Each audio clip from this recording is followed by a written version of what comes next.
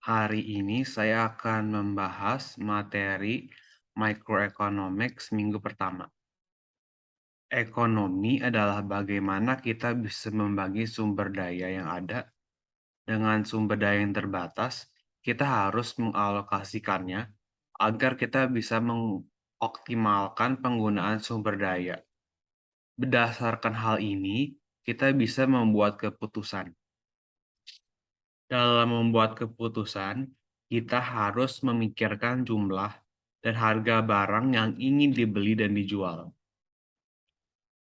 Setiap negara memiliki pengeluaran.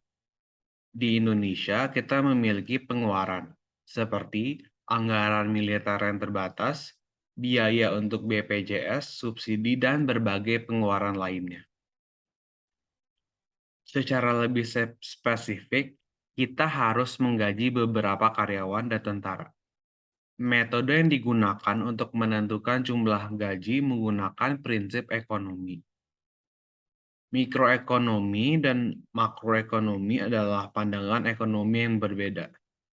Mikroekonomi melihat unit ekonomi secara spesifik, seperti bagaimana sumber daya dibagi kepada konsumen, produsen, dan intervensi pemerintah dalam perdagangan konsumen dan produsen. Studi ini menjelaskan policy dan aturan untuk mengalokasikan sumber daya secara optimal. Di sisi lain, makroekonomi melihat bagaimana ekonomi bekerja secara agregat atau keseluruhan. Perspektif ini mencari cara untuk menjelaskan metode yang berkaitan dengan ekonomi secara luas, seperti pengangguran, pertumbuhan ekonomi, dan indikator ekonomi negara. Studi ini menjelaskan kondisi dari ekonomi suatu negara.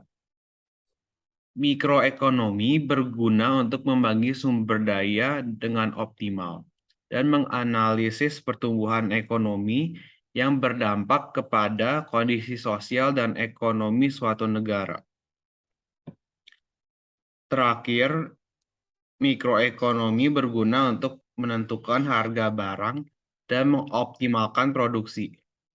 Ilmu-ilmu ekonomi dapat didukung oleh ilmu statistik, matematika, dan programming agar kita bisa memperoleh ide-ide menarik dari data-data yang ada, seperti memprediksi pertumbuhan ekonomi dan membandingkan harga barang selama beberapa periode terakhir.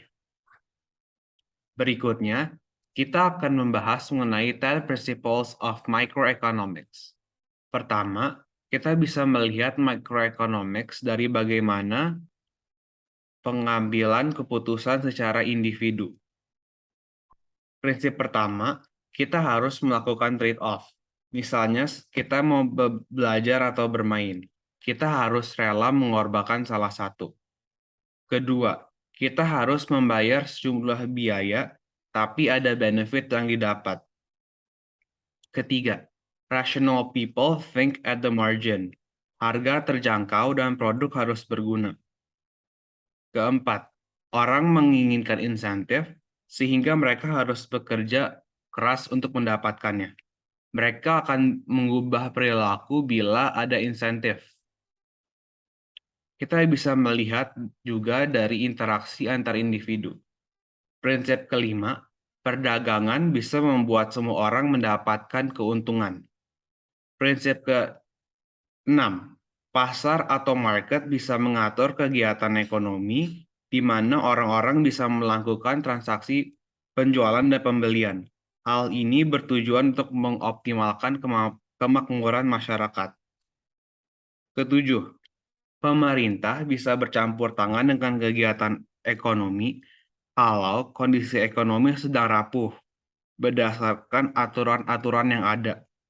Kebijakan pemerintah bisa mencegah adanya kegagalan ekonomi yang biasa disebabkan oleh faktor eksternal atau kekuatan pasar yang memiliki pengaruh besar terhadap ekonomi. Kita akan juga melihat ekonomi secara agregat. Standar kualitas hidup suatu negara tergantung dari kemampuannya untuk memproduksi jasa dan barang.